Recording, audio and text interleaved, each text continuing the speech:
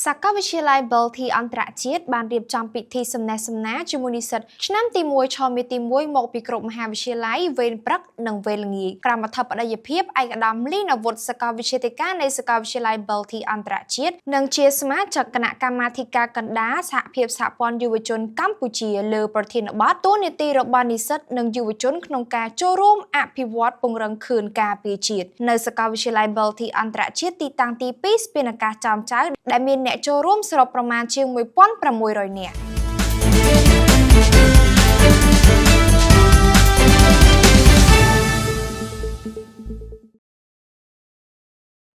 នាថ្ងៃទី22 ខែមករាឆ្នាំ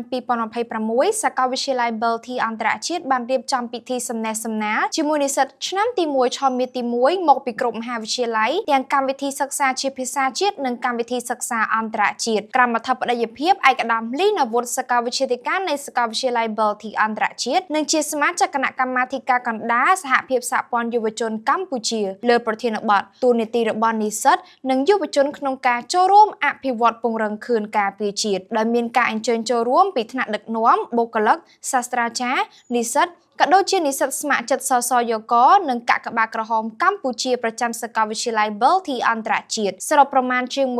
1600 នាក់ដែលប្រព្រឹត្តទៅនៅសាលសន្និសីទនៃសាកលវិទ្យាល័យ Belty អន្តរជាតិទីតាំងទី2ស្ពានអាកាសចោមចៅពិធីនេះរៀបចំឡើងក្នុងគោលបំណងដើម្បីមតិសំណេះសំណាលនិងស្វាគមន៍និស្សិតឆ្នាំទី1 ឆមាសទី1ដើម្បីជំរុញការសិក្សានិងបណ្ដុះស្មារតីសិក្សាក៏ដូចជាជំនាញអភិវឌ្ឍខ្លួនសម្រាប់ឲ្យនិស្សិតទទួលបានចំណេះដឹងថ្មីៗនិងស្ដាប់បទពិសោធន៍ល្អៗដែលអាចយកជាគំនិតសម្រាប់ពិចារណាសិក្សាឆ្វេងយល់អំពីចំណុចខ្សោយនិងចំណុចខ្លាំងរួចយកចំណុចល្អៗទាំងនោះទៅអនុវត្តក្នុងដំណើរជីវិតការងារនិងអាជីពក៏ដូចជាបណ្ដុះស្មារតីយុវជននិងនិស្សិតឲ្យមានការចូលរួមសកម្មក្នុងសង្គមនិងសហគមន៍ដើម្បីក្លាយជាមូលធនមនុស្សប្រកបដោយសមត្ថភាពសីលធម៌និងទំនួលខុសត្រូវក្នុងនាមជាកូនខ្មែរដែលរួមចំណែកអភិវឌ្ឍប្រទេសជាតិឲ្យរីកចម្រើននាពេលអនាគតប្រកបដោយចីរភាពលោកបណ្ឌិតហ៊ូវណ្ណៈសាកលវិទ្យាធិការរងទទួលបន្ទុកសាខាទី2បានអញ្ជើញឡើងមានរបាយការណ៍សង្ខេបស្ដីពីសាកលវិទ្យាល័យ Belty អន្តរ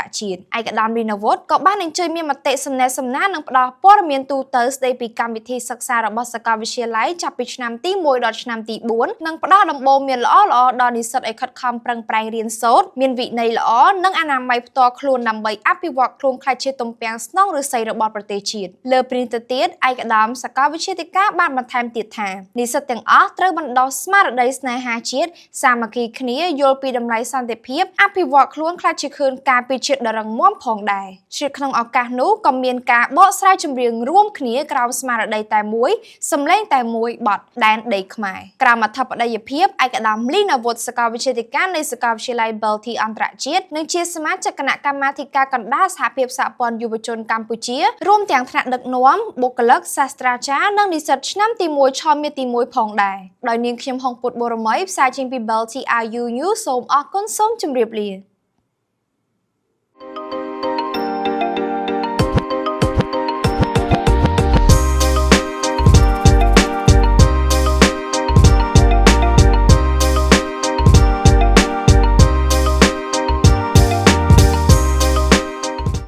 Belty International University, the future of global leaders.